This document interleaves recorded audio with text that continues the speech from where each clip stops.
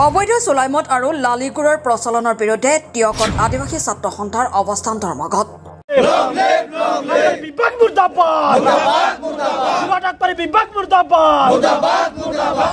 সদৌ অসম আদিবাসী ছাত্ৰ সন্থাৰ চেলেংহাট আৰু টিয়ক আঞ্চলিক সমিতিৰ উদ্যোগত লালিগুৰ আৰু অবৈধ চুলাইমদ বন্ধ কৰাৰ দাবীত টিয়ক আবকাৰী কাৰ্যালয়ৰ সন্মুখত এক দুঘণ্টীয়া অৱস্থান ধৰ্মঘট কাৰ্যসূচী ৰূপায়ণ কৰা হয়। উক্ত ধৰ্মঘট কাৰ্যসূচীত প্ৰায় অৰ্ধ শতাধিক সংগঠনটোৰ প্ৰতিনিধি উপস্থিত থাকি আবকাৰী বিভাগৰ বিৰুদ্ধে তথা লালিগুৰ আৰু চুলাই মদৰ অবৈধ প্ৰচলনত জড়িত চক্ৰৰ বিৰুদ্ধে বিভিন্ন শ্লোগান দি পৰিৱেশ উত্তাল কৰি তোলে। লগতে অনতিপলমে বিশেষকৈ চাহ অধ্যুষিত অঞ্চলসমূহত লালিগুৰ আৰু চুলাই মদৰ অবাধ প্ৰচলন বন্ধ কৰি সমাজখন নিচামুক্ত তথা সুৰক্ষিত কৰিবলৈ জিলা আবকাৰী বিভাগ আৰু অসম চৰকাৰৰ আবকাৰী বিভাগক দাবী জনাই অন্যথা তীব্ৰ গণতান্ত্ৰিক আন্দোলন গঢ়ি তুলিব বুলি হুংকাৰ প্ৰদান কৰে।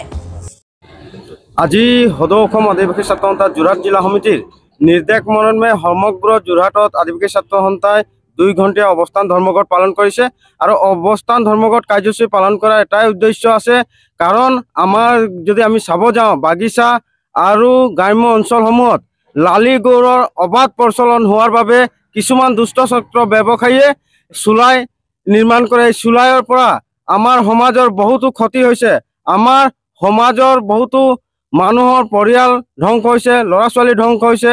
সেইকাৰণে আমি আদিবাসী ছাত্ৰ সন্থাই ইয়াৰ যোগেদি দাবী জনাইছোঁ অতি শীঘ্ৰেই যোৰহাটত লালিগুৰৰ প্ৰচলন আৰু অবৈধ চুলাই মদৰ প্ৰচলন বন্ধ কৰিব লাগে।